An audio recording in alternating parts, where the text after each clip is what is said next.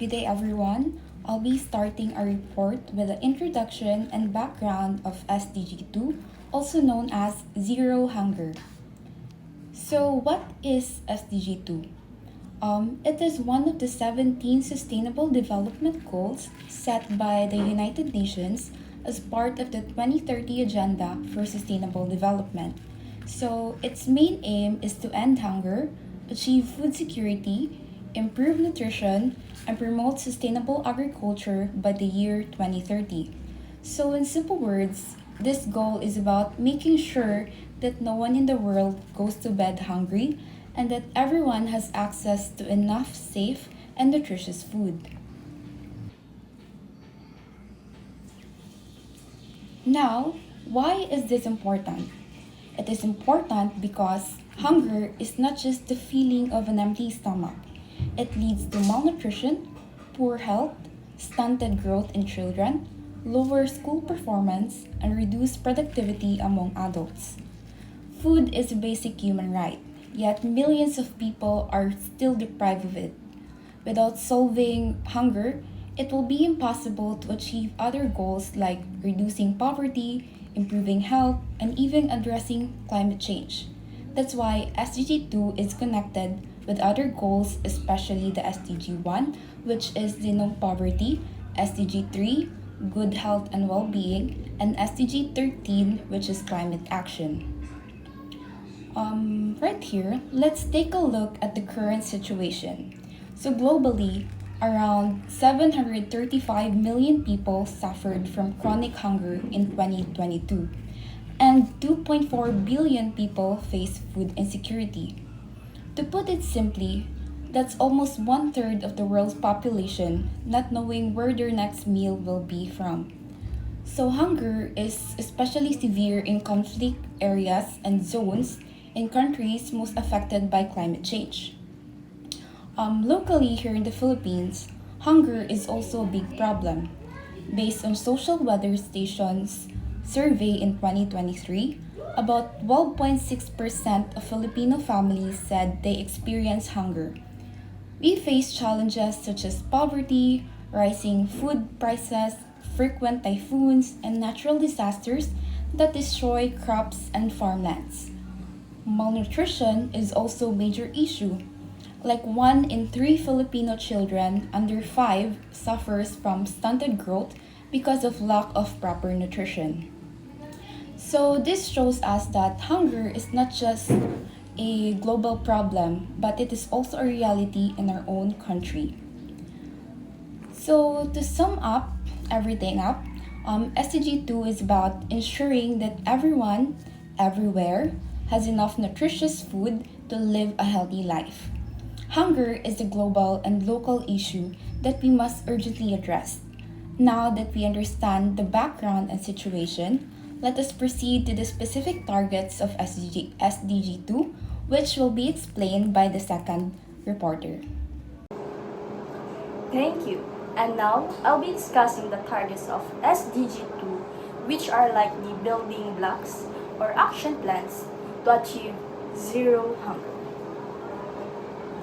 There are 8 main targets, and each one addresses a different aspect of hunger. First, end hunger and ensure access to safe, nutritious, and sufficient food for all people, especially the poor and the vulnerable, by 2030.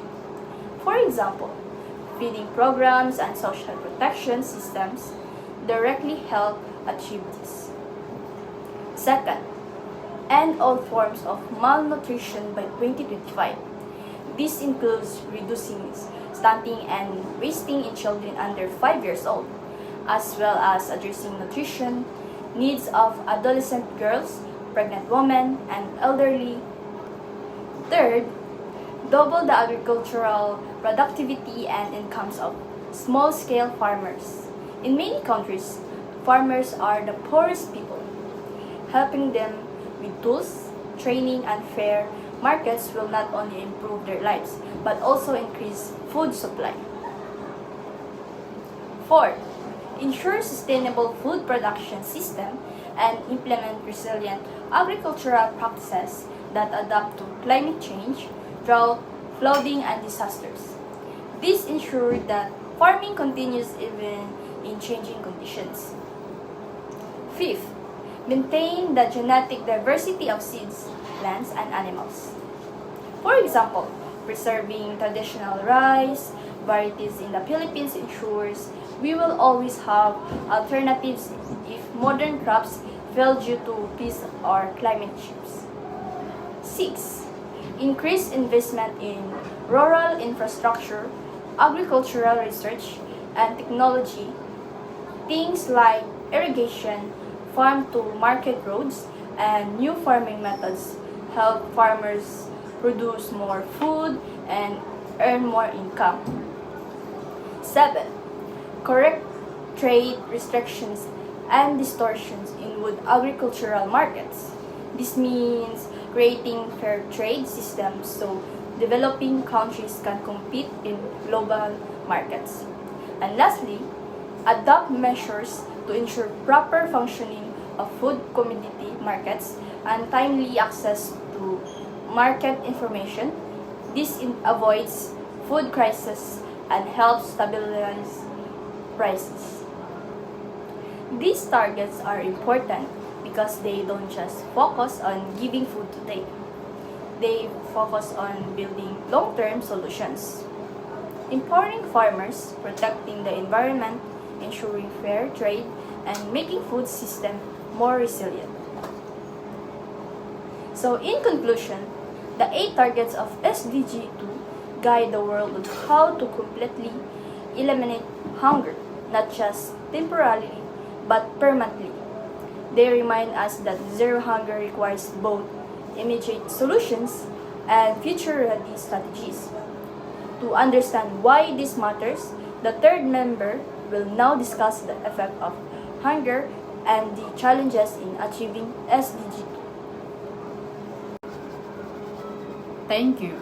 I will now explain the effects of hunger and the challenges we face in achieving SDG 2. First, let's look at the effects of hunger on health. Hunger and malnutrition weaken in the immune system, making people more prone to illness. Children who suffer from undernutrition often experience stunting, which affects their physical and mental development. Second, on education, hungry children cannot focus in school. This lowers their performance and limits their chances of success in life. Third, on productivity. Adults who are hungry and malnourished cannot work efficiently. Productivity for entire communication.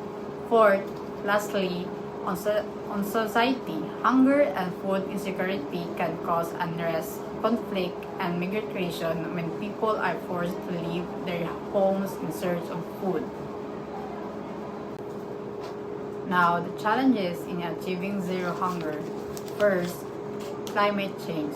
Extreme weather events like drought, floods, and super typhoon reduce agricultural production. In the Philippines, one strong typhoon can wipe out rice and corn harvests. Second, poverty and inequality.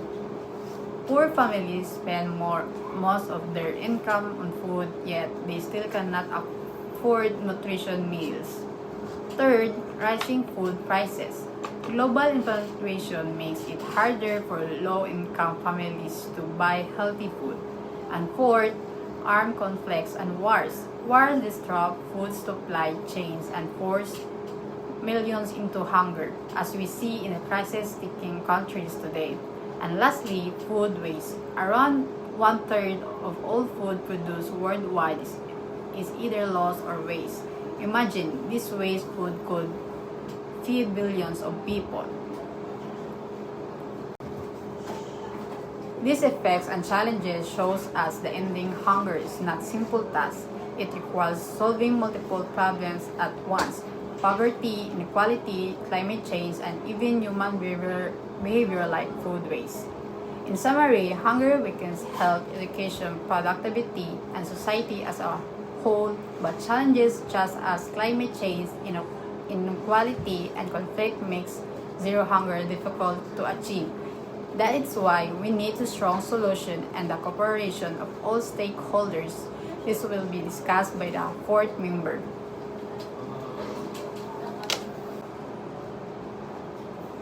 Thank you.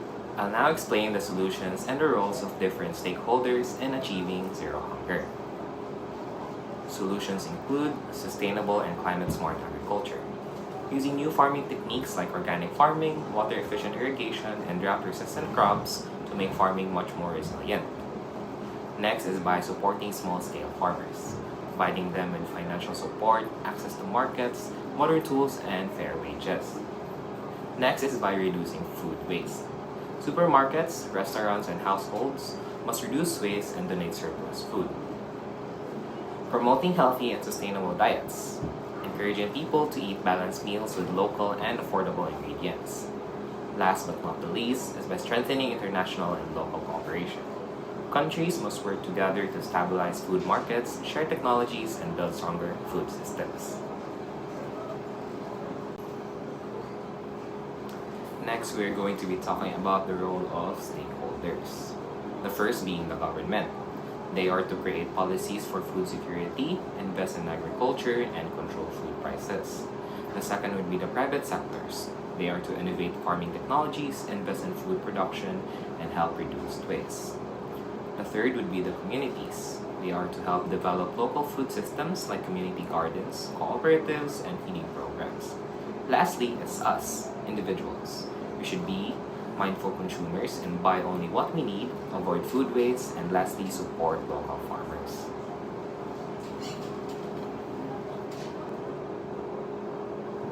Lastly, we're going to be talking about the best practices. In the Philippines, programs like the Pantawid Pamilyang Pilipino program, or the 4Ps, help provide food security to poor families. The school feeding program ensures children get at least one nutritious meal a day, improving their health and education. Globally, organizations like the World Food Program provide food assistance in emergencies and build long-term solutions for food security.